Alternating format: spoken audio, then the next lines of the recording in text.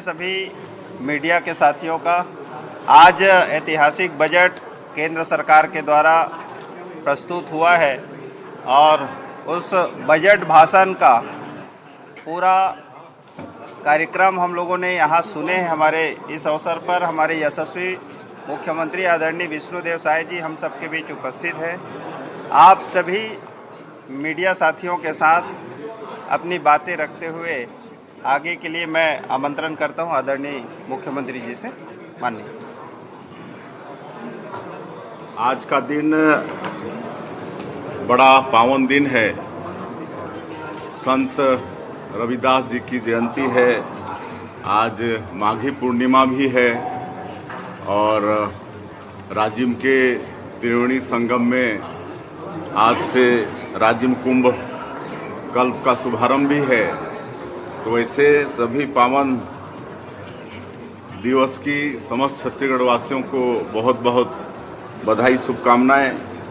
और ऐसे अवसर पर आज भारत सरकार का वर्ष 2026-27 का आम बजट कर्तव्य भवन में पहली बार प्रस्तुत हुआ है और देश की वित्त मंत्री श्रीमती निर्मला सीतारमण जी ने प्रस्तुत किया है।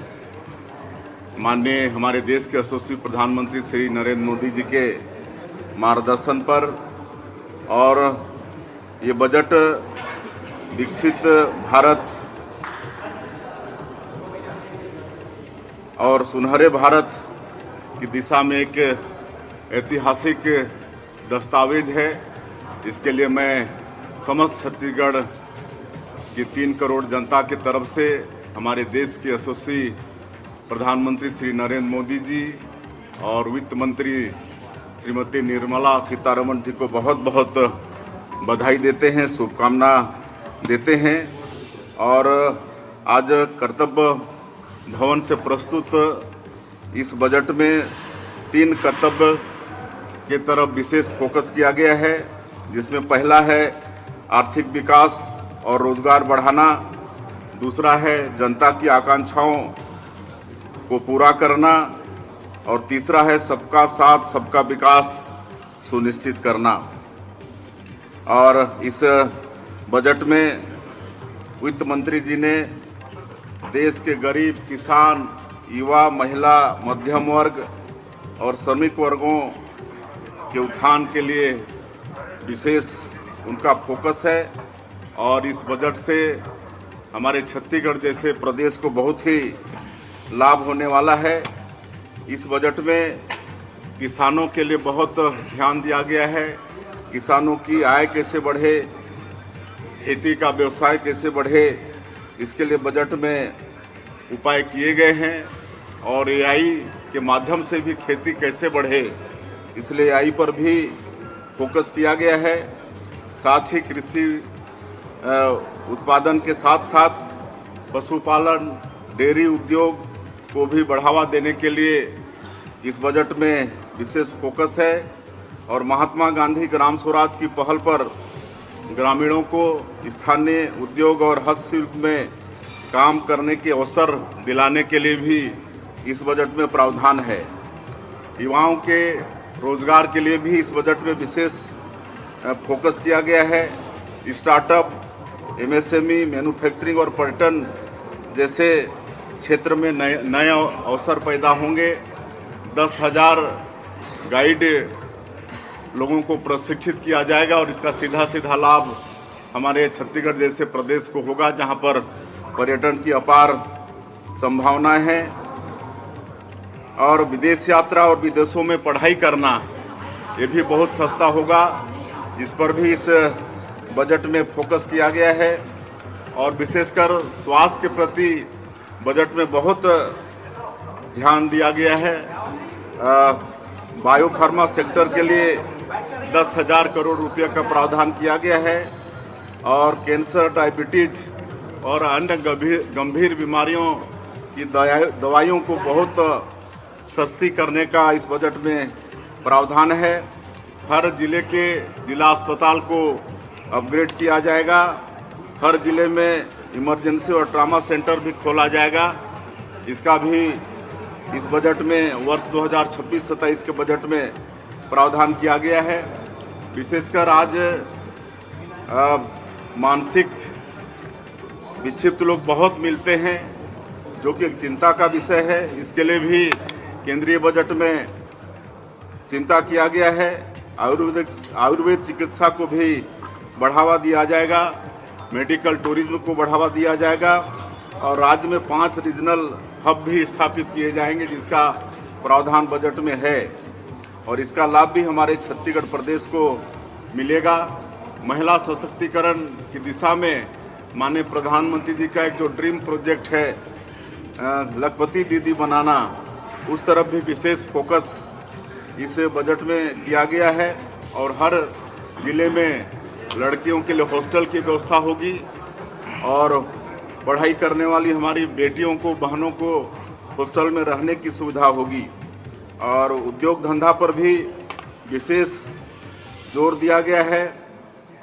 देश के विकास और आर्थिक मजबूती के लिए 7 हाई स्पीड रेल कॉरिडोर, 20 नया जल मार्ग, 4 राज्य में खनिज कॉरिडोर, इस पर भी बजट में फोकस किया गया है।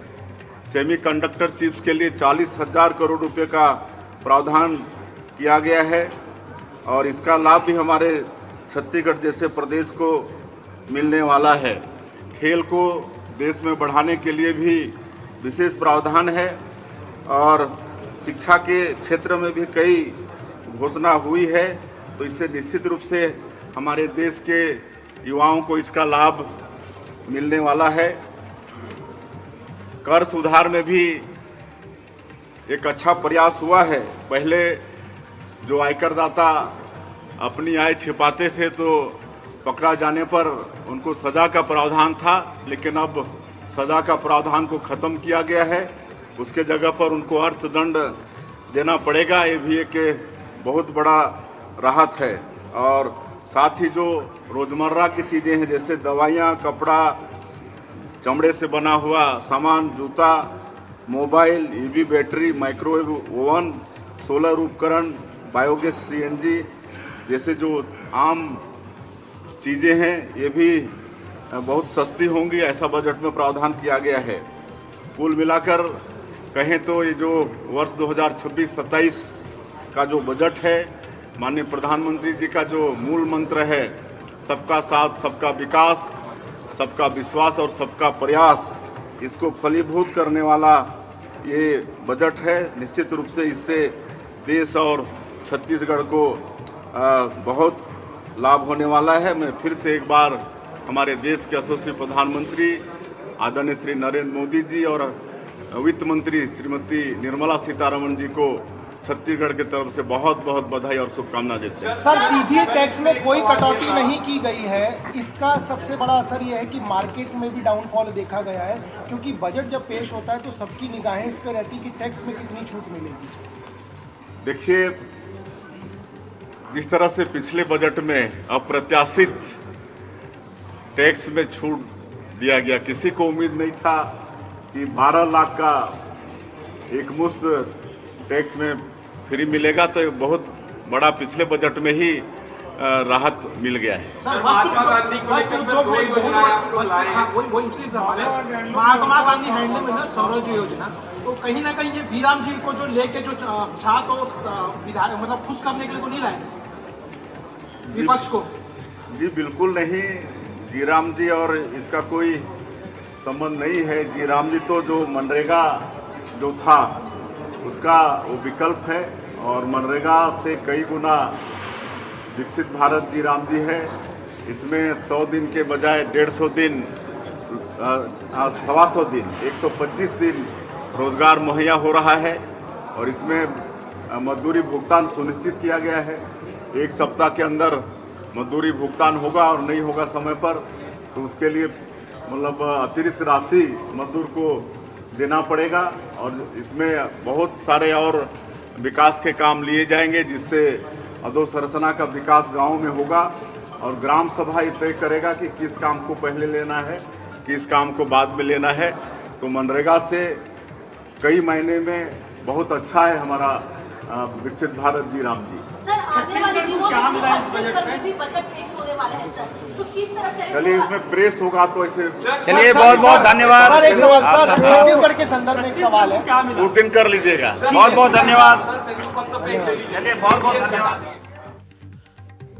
जनता की उम्मीदों को पूरा करने वाला बजट है। सीएम विष्णुदेव साय को आप सुन रहे थे। बजट में आम आदमी के लिए बहुत कुछ है। ग्रामीण इलाकों का तेजी से विकास होगा। गांव के विकास पर सरकार का फोकस दिख रहा है। ये सीएम साय ने कहा। 10,000 जो हमारे गाइड्स हैं उनको प्रशिक्षित किया जाएगा। रोजगार के अवसर बढ़ेंगे। बजट में स्वास्थ्य के क्षेत्र को लेकर सरकार ने गंभीर कदम उठाए हैं, जो कि हमें दिखता है। दवाइयों जो लाइफ सेविंग ड्रग्स हैं, कैंसर की 17 दवाइयों पर ड्यूटी खत्म कर दी गई है। इसके अलावा डायबिटीज की दवाइयां सस्ती होंगी। मेडिकल टूरिज्म को बढ़ावा देने की बात कही गई है। 3 नए आयुर्वेद एम्स बनाए जाएंगे देश में।